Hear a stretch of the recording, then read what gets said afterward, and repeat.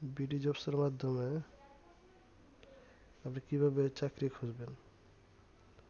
যে দেখেন এখানে লেখা আছে discover jobs across popular category and industry. এখানে অনেকগুলি ক্যাটাগরি দেওয়া আছে, যেমন আগে accounting alphabetically, accounting, banking job, supply, education, ঠিক আছে এগুলি। এখানে যে কোনো লেভেলের শিক্ষিত লোক, বিশেষ করে এসএসসি পাস থেকে শুরু করে যে কোনো পাস ধরনের লোক তাদের চাকরি খুঁজতে পারবে। ধরেন একজন যদি সে অ্যাকাউন্টস অ্যান্ড ফাইন্যান্সের লোক হয়ে থাকে,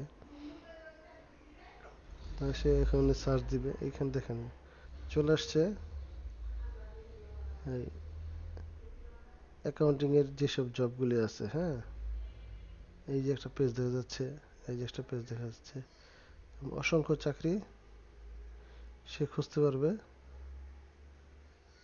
এইখান থেকে, ঠিক আছে, বিডি জবসের এখান থেকে। বাংলাদেশে আরও এরকম অনেক ইলেকট্রিক্যাল ওয়েবসাইট আছে যারা বিভিন্ন চাকরির খোঁজখবর মানুষকে জানায়, ঠিক আছে।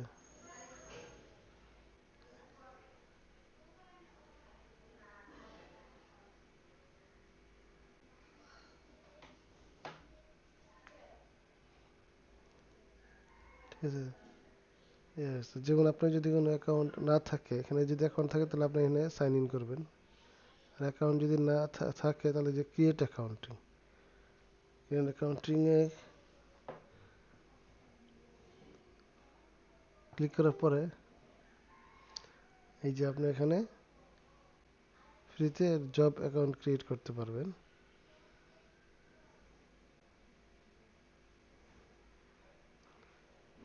আর যদি অ্যাকাউন্ট আগে যে অ্যাকাউন্টে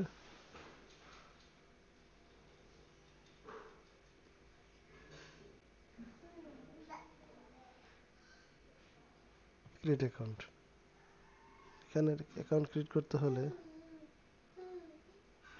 আপনাকে যে নাম লিখতে হবে,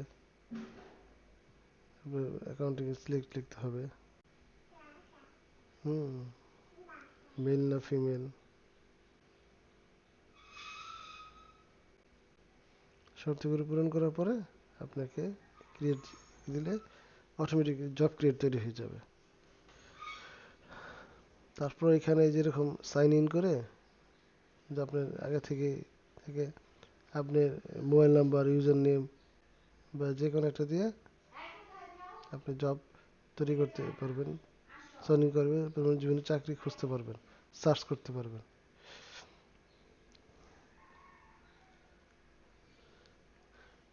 এটা হচ্ছে আপনার এটা বিডি জবস এর প্রো অ্যাকাউন্ট আর কি। এখানে আপনি এই মান্থলি কোয়ার্টারলি প্যাকেজ নিতে পারবেন। সুবিধা আপনার ওই এইটা করলে আপনি চাকরি খোঁজার প্রবণতা বা এমপ্লয়ার আপনাকে খুঁজে পাবে খুব সহজে।